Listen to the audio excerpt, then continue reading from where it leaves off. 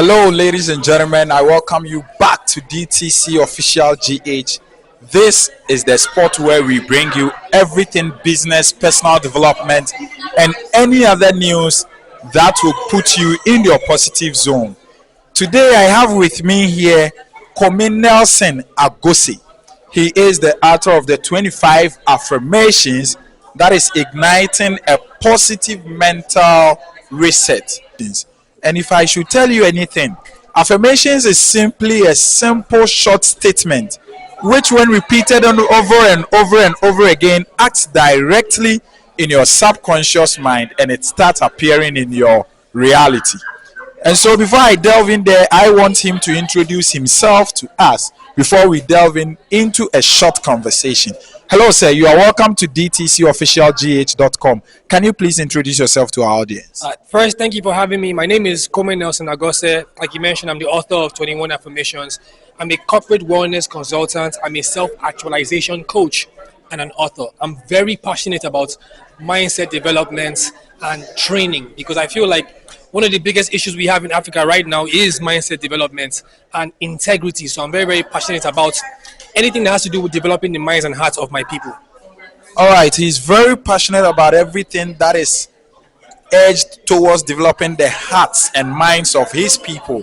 Today, in this current state of the world, you realize that there is a lot of things going on.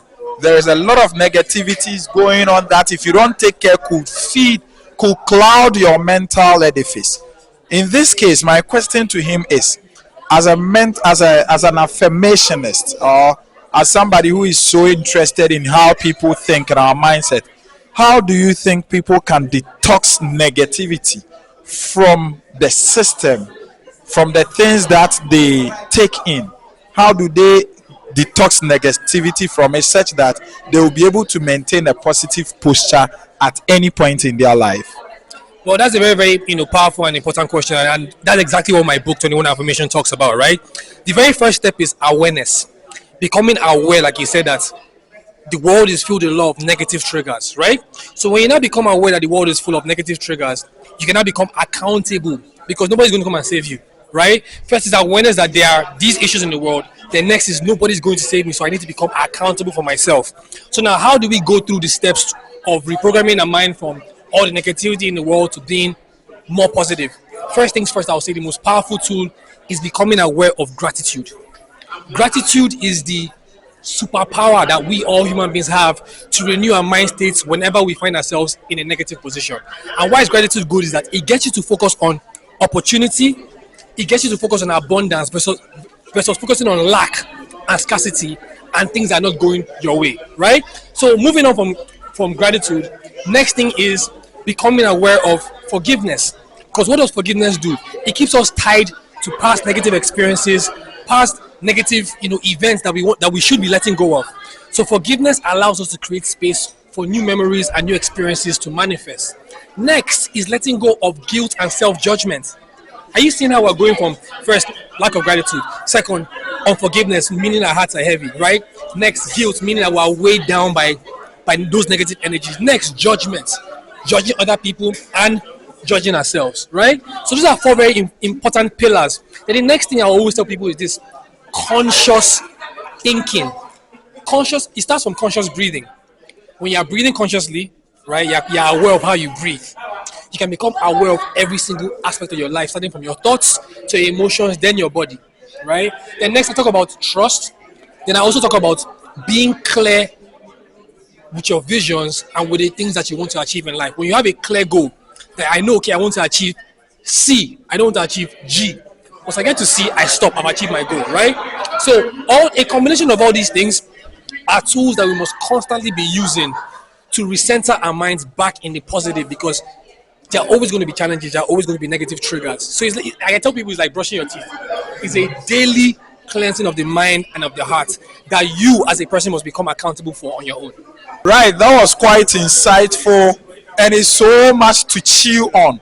Let me remind you that we will be having a very, very full session, a super full section on the mindset. But my question goes this way. Affirmations. Yes. People wake up. I personally, I understand. I know the impact of affirmation. But people are of the view that it is just something that, oh, it doesn't work and stuff. What do you have to say to these people? How does affirmations work? Very good What is the question. real? Very, very important question. I'll give you an example now. Shake my hand. Right. So how did this happen? I asked you to shake my hand. So what people don't realize is this is that affirmations work the way the mind works. Reality doesn't happen by chance. We create reality. It starts from your thoughts to your words and your actions. Right? So the very first step in the power of the mind, I always keep telling people, for the people that are Christians, how did God create the world? He spoke a word, right? So your life progresses from your thoughts to your words to your emotions, then your actions. So affirmations gives you the tools to tweak the very first step, which is, okay, I want to manifest a life of wealth. So instead of me professing, oh, I'm broke, oh, I don't have money, I start with, I am wealthy, because I know that my words create life. So I have to become accountable for the words that I speak. Make sense? That's your question. That's exactly how affirmations work. Affirmations is you taking accountability for your life and speaking the reality that you want to experience, because you do have that power. I think the best example I can personally give is when you make up your mind that you are looking for a particular car to buy. All of a sudden you realize that everywhere you pass you just keep seeing the car, that type of car, that type of car. So this brings me to my last statement. I always say this. Why is it that people, when somebody wakes up and makes up his mind that I'm going to exercise, and the person walks for 5 miles, they come back home feeling refreshed and energized. But when this person probably goes to work and there is traffic, and the person has to walk for like 3 miles, after walking 3 miles the person feels so tired. Meanwhile, it is the same activity, walking and walking. Just that this one is exercising and this one is walking because there is no transport. What differentiates the two? What makes that happen? I think you answered it already. The difference is the intention, right? And that's why I feel like even for the man who's getting tired after working because there's no traffic, is to change his intention. Once he changes the intention for why he's working, instead of saying, there's no boss, I'm stressed. If he sees that, you know what, this is another way to exercise my body or to release stress from my body. You see what I'm saying? Your intention defines your experience. You see what I'm saying? That's all it is. Your intention defines your experience. And let me tell you that your words have power. These are the words of Mr. Nelson Agusi, a corporate consultant, a writer, and a healer. Let me say it that way.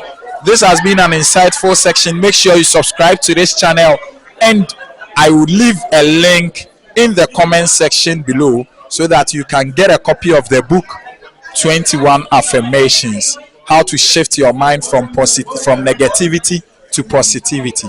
This is DTC Official. My name is Amin Mohammed, and it's a sign up. See you in the next episode.